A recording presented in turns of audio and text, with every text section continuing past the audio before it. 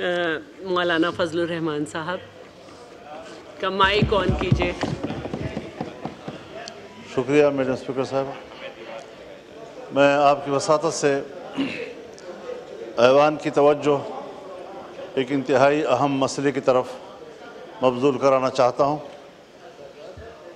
कोई ज़्यादा लंबी चौड़ी बात नहीं है, लेकिन बहरहाल हम सब के लिए बायस तशवीश है और शायद इसके बाद दूसरे मेंबरान भी इस तरफ मुतवज्जे हों और बात कर सकें इसके ऊपर। आपको भी इल्म है कि 7-8 महीनों से चमन बॉर्डर के ऊपर हज़ारों लोग धरना दिए हुए हैं और मुसलसल धरना दिए हुए हैं, और ये मकामी लोगों के मुश्किलात की बुनियाद पर,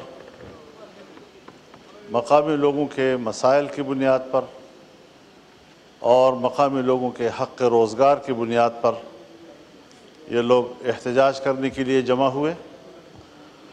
और बजाय इसके कि हुकूमत इस ज़िम्मेदारी को महसूस करती और हुकूमत इक़दाम करती, हुकूमत जाकर उन लोगों से बात करती, लेकिन ऐसा नहीं हुआ।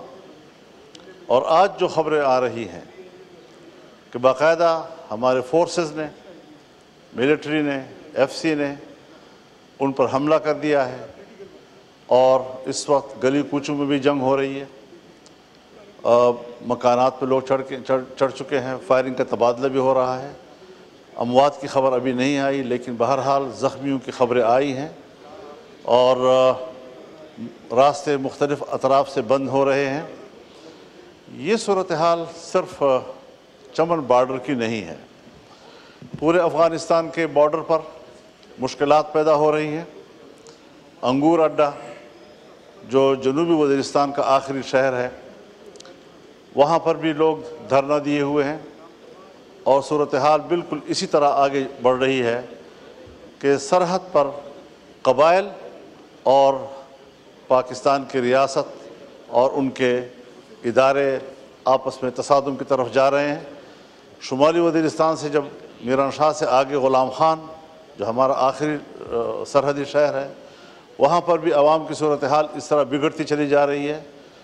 जमरोद के मकाम पर, तोरखम पर भी सूरत हाल इसी तरह बनती चली जा रही है, क्योंकि मसाइल की नौइयत एक है, मुश्किलात की नौइयत ही एक है।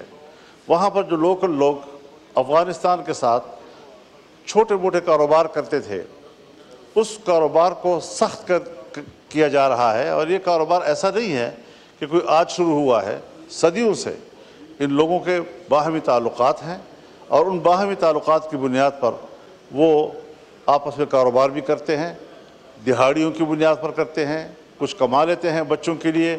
आज आपने वहाँ पर भी पाबंदियाँ लगा दी और उनको आप कह रहे हैं कि आप पासपोर्ट भी बनाएं, आप वीज़ा भी लें और आपको 10 दफ़ा जाना पड़े और 20 दफ़ा जाना पड़े और कोई एक टोकरा उठाकर वहाँ से आप लाएं, तब भी आपको वहाँ पर स्टैंप लगाना होगा। इस तरह की मुश्किलात यहाँ इस कबायली माहौल में आज तक किसी ने भी पैदा की है तो वो कामयाब नहीं हो सकी हैं। मुझे याद है जनरल अयूब ख़ान के ज़माने में भी कुछ इस तरह की पाबंदियाँ लगी थी, लेकिन वो नाकाम हो गई। बाद में भी इस किस्म के, और फिर जनरल ज़ियाउल हक़ साहब के ज़माने में तो आपने सिर्फ से सरहद ही ख़त्म कर दी थी, मुकम्मल दौर में सरहद रही ही नहीं वहाँ पर। और फिर आज आप दोबारा उस तरफ जा रहे हैं कि मुश्किलात पैदा हों। तो एक तो उस हवाले से हमारे पड़ोसी ममालिक जो हैं उनके साथ ताल्लुकात की बेहतरी का रास्ता ये नहीं है, उनके साथ भी हमारे ताल्लुकात में तलखी आ रही है, शिद्दत आ रही है और हम इंतहाई गैर ज़िम्मेदाराना अंदाज के साथ आगे बढ़ रहे हैं। कौम को हम खुदा जाने क्या सुना रहे हैं और क्या अपना मौक़िफ़ इस तरह पाक, साफ़ और शफाफ के ज़मज़म से धुला हुआ मौक़िफ़ कौम के सामने पेश कर रहे हैं कि हम तो बिल्कुल बेगुनाह हैं, हमारे साथ तो बड़ी ज़्यादती हो रही है। हालांकि हक़ाइक़ ऐसे नहीं हैं। मैं ये डिमांड करूँगा कि पार्लियामेंट की या कौमी असम्बली की एक कमेटी बनाई जाए और वो स्पीकर की सरबराही में हो, वो जाए वहाँ पर, लोगों से बात करे, पूरी ज़िम्मेदारी के साथ बात करे और पूरी रिपोर्ट असम्बली में लाए। और आपसे बराह रास्त एक गुजारिश ये है कि आप अभी हिदायत दें वज़ारत दाखिला को कि वो वहाँ की ताज़ा सूरत हाल के बारे में पार्लियामेंट को आगाह करें।